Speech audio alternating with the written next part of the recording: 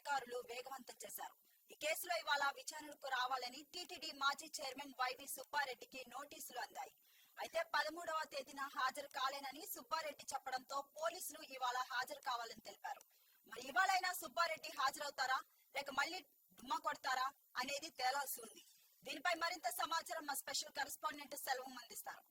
సెల్వం, చెప్పండి, కల్తీ నెయ్యి కేసులో విచారణ ఎంతవరకు వచ్చింది?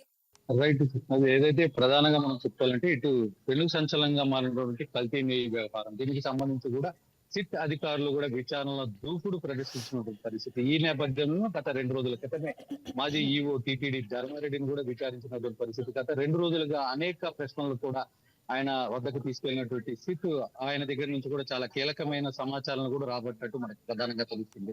ఈ నేపథ్యంలో ఈ నెల 13వ తారీఖు కూడా ఇటు వైవి సుబ్బారెడ్డి, టీటీడీ మాజీ చైర్మన్ వైవి సుబ్బారెడ్డిని కూడా హాజరవ్వాలని ఇటు సిట్ అధికారులు అయితే కూడా నోటీసులు ఇచ్చినటువంటి పరిస్థితి. ఈ సందర్భంలో ఆయన ప్రధానంగా సిట్ అధికారులకు ఒక విషయాన్ని అయితే తెలియజేసినట్టు మనకు తెలుస్తుంది.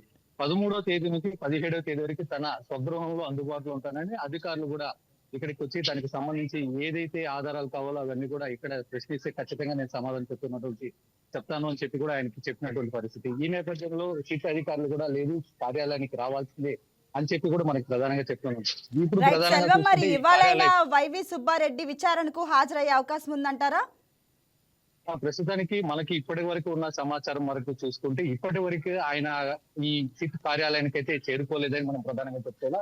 ఇదే ధర్మారెడ్డి చూసుకుంటే సిట్ విచారణ నేపథ్యంలో కూడా ఉదయం 8 గంటల ప్రాంతానికి ఆయనకి అక్కడికి చేరుకున్నటువంటి పరిస్థితి. ఇప్పుడు సమయం 11 కావస్తున్నా కూడా ఇప్పటికీ ఇక్కడ వైవి సుబ్బారెడ్డి అయితే చేరుకోలేని అనేది మనం ప్రధానంగా చెప్పుకోవాలి.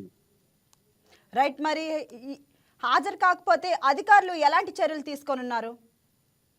ఖచ్చితంగా ఈయన ఏదైతే సంబంధించి కూడా ఇప్పుడు 13 నుంచి 17వ తారీఖు వరకు నేను తన స్వగృహంలో అందుబాటులో ఉంటానని ఇటు సిట్ అధికారులకు కూడా తెలిపారు. ఈ నేపథ్యంలో సిట్ అధికారులు కూడా ఆయనకి సంబంధించి కూడా ఖచ్చితంగా మీరు సిట్ కార్యాలయానికి రావాల్సిందని చెప్పి కూడా వాళ్ళు చెప్పినటువంటి పరిస్థితి. ఈ నేపథ్యంలో ఈయన హాజరు కాని పక్షంలో తదుపరి చర్యలు చాలా కఠినంగా ఉంటాయని కూడా ఇప్పుడే దీనికి సంబంధించి సిట్ అధికారులు కూడా తెలియజేసినటువంటి పరిస్థితి. అయితే దీనికి సంబంధించి ఎలాంటి చర్యలు తీసుకుంటారనేది మాత్రం మనం ఖచ్చితంగా వేచి చూడాల్సినటువంటి పరిస్థితి ఉంది. రైట్, మరి టీటీడీ మాజీ ఈఓ ధర్మారెడ్డి అప్రూవర్ గా మారారా? రైట్, దీనికి సంబంధించి చూసుకుంటే గత 2 రోజులుగా కూడా మొదటి రోజు ఆయన ఇటు సిట్టు మురళీ లాంబా కూడా ఇటు మాజీ టీటీడీ ఈఓ ధర్మారెడ్డిని కూడా విచారించినటువంటి పరిస్థితి. మొదటి రోజు తూతూ మంత్రంగా కూడా ఆయన సమాధానాలు ఇచ్చినట్టు మనకు తెలుస్తుంది. అనంతరం 2వ రోజు మురళీ లాంబా ఇచ్చినటువంటి ప్రశ్నలకు కూడా ఆయన చాలా వరకు సున్నితంగా సమాధానం చెప్పి అప్రూవర్ గా మారారు అనేది కూడా మనకి ప్రధానంగా తెలుస్తుంది.